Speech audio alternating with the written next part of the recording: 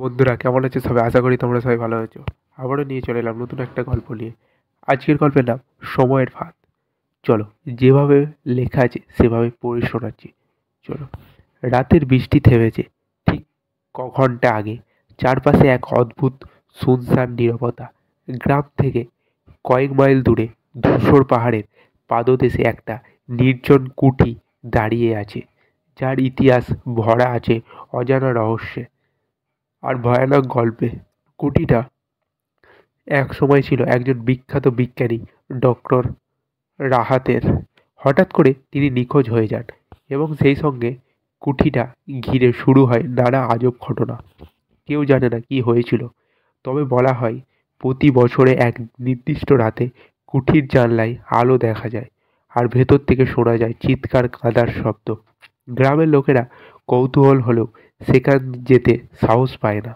তবে নিশাত, একজন সাংবাদিক, এই রহস্যের সমাধান করতে বদ্ধপরিকর। সে অনেক খোঁজখবর নিয়ে ডক্টর রাহাতের গবেষণা নিয়ে আর জানতে পেরেছে তিনি জীবনের শেষ দিনগুলোতে এক ভয়ঙ্কর পরীক্ষা চালিয়েছিলেন সময় নিয়ন্ত্রণ করার। নিশাত ভাবতে থাকে হয়তো কুঠির ভেতরে এমন কিছু লুকিয়ে আছে যা বিশ্বকে বদলে দিতে পারে।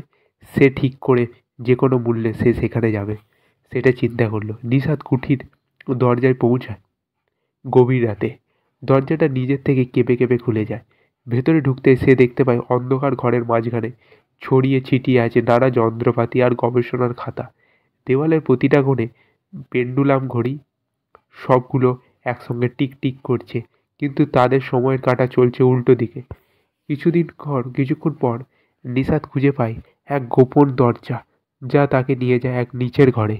ঘরটা অদ্ভুতভাবে আলো করা, যেন আলোর উৎসটা এখানে নেই, অন্য কোথাও। সেখানে একটা বিশাল আয়নাও ঝুলছে, কিন্তু আয়নার ভিতরে প্রতিফলন নেই, বরং আয়নাটা ধীরে ধীরে হালকা নড়ছে, যেন তার ভেতরে কোনো কিছু চল। হঠাৎ ঘরের সব কিছু থেমে যায়। নিশাত আয়নার দিকে তাকিয়ে দেখতে পায় এক ছায়া মূর্তি, যেটা আয়নার ওপারে নয়, বরং তার নিজের পেছনে দাঁড়িয়ে আছে। মূর্তিটা ধীরে ধীরে এগিয়ে আসে, আর নিশাত তখনই বুঝতে পারে সে সময়ের কোনো ফাঁদে আটকে আছে। সে সময়ে ডক্টর রাহাত বানিয়েছিলেন, কিন্তু ফিরে আসতে পারেননি। এখনও নিশাতও সেই আমোঘ চক্রের অংশ হয়ে গেছে। কিন্তু সত্যিকারের রহস্যটা এখানেই শেষ নয়। আয়নার ভেতরের ছায়া আসলে ডক্টর রাহাত নিজেই, আর তিনি এখন নিশাতকে নিয়ে সেই পরীক্ষা চালাচ্ছিলেন যার জন্য তিনি নিজেকে উৎসর্গ করেছিলেন। তো প্রশ্নটা কিন্তু তোমাদের কাছে ছিল, কেউ জানলে অবশ্যই কমেন্ট করে জানাও।